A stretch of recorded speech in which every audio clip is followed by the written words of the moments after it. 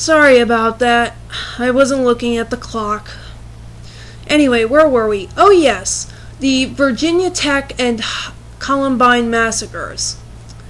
As I said before, Cho Sung-hyu of the Virginia Tech massacre, who killed 30-something people before putting the gun to himself. I did some research on him,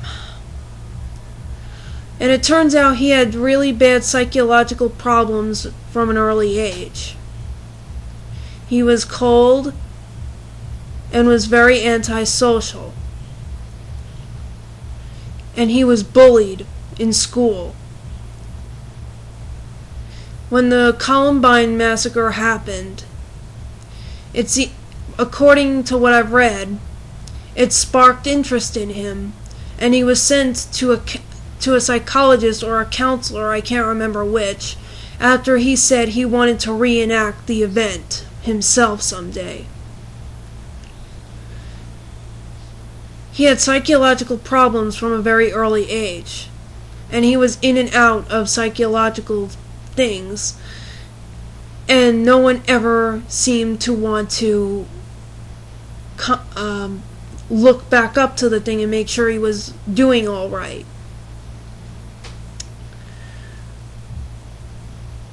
Oblivious to what I know, Jack Thompson said that it's because he played some sort of violent computer game when he was in high school, but that was just when he was in high school. He barely played video games at all after that.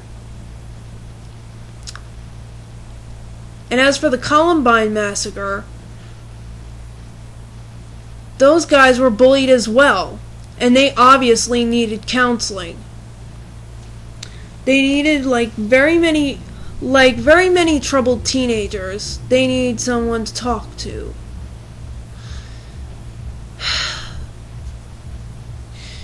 And I absolutely hate how Jack Thompson constantly says that video games simulate how to kill or how to use weapons. No, it doesn't.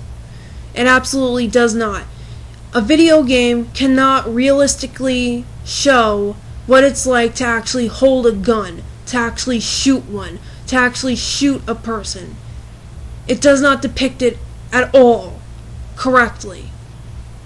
The only way you would ever know that is if you actually picked up a gun and actually shot it yourself. That's the only way. Because what are you doing when you're playing a game? You're holding some type of regular remote control. Does the GameCube controller have any sort of thing that show how a normal gun is used or felt? It doesn't desensitize you at all from this sort of stuff. Take a look at me and my sister, for example.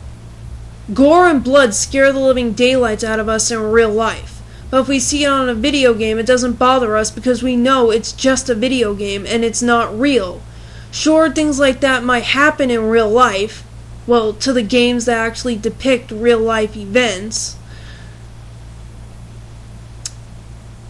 Video games just do not realistically show or train anyone. I know the military uses something similar to that to train their soldiers, but even that isn't good enough. Unless you've held a gun and shot it yourself, you will never know what it's like to actually shoot a gun. And also, there are different caliber guns. Every gun is different. Each one has a different kickback and all sorts of things.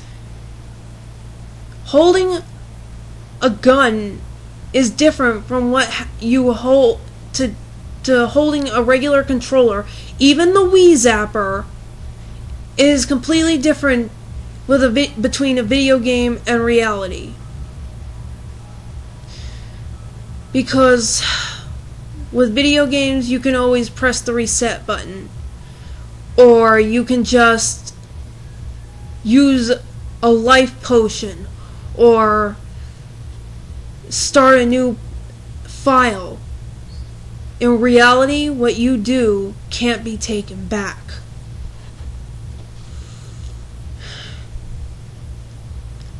What causes violence in kids today is not video games. It is parents not teaching their kids the difference between reality and video games. It is bullying, and it is a great deal of other things that even if I was to list right now, I'd still run out of time.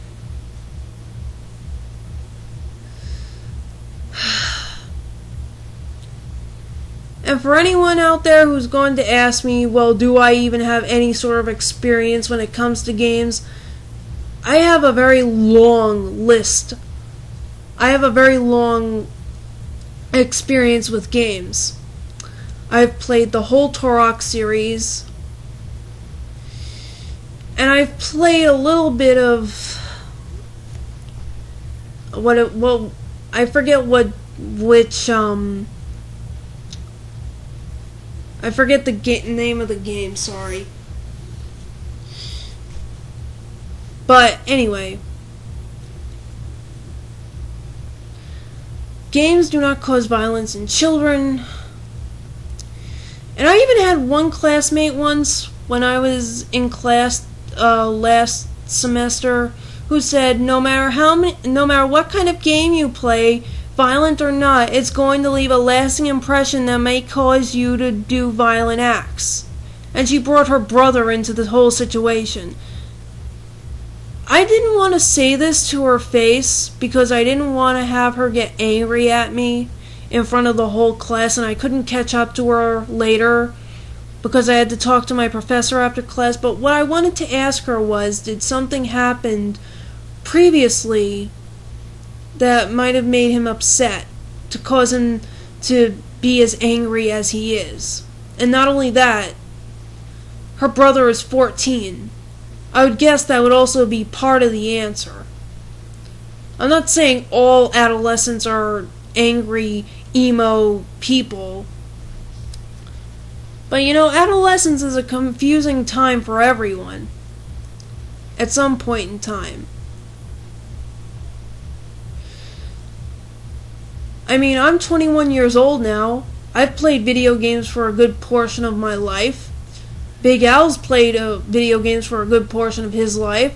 T4 has. So is Darkness the Curse. Are either of us violent? Do you see us acting violent at all? No.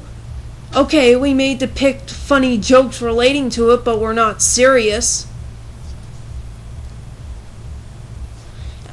I hate also, relating to both my classmate and the soccer moms and the Jack Thompson, how they act like all video games are violent when they aren't. Yes, there are some violent video games, but there are some non-violent. Let's see.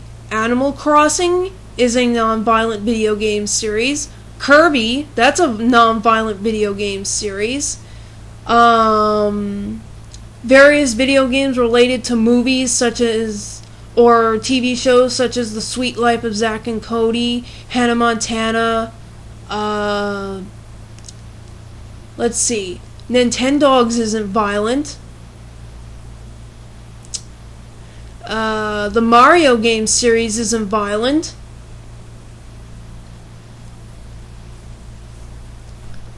Pokemon games aren't violent. Digimon isn't violent.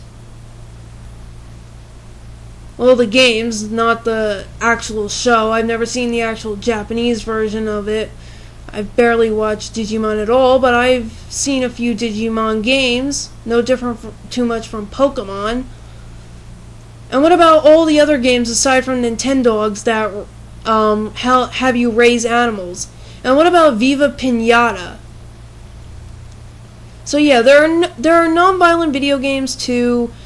Violence in kids is caused by bullying and by parents who don't teach their kids the difference between reality and movies and video games. Big Al, I hope I did justice to this. I'll see you all later. Bye.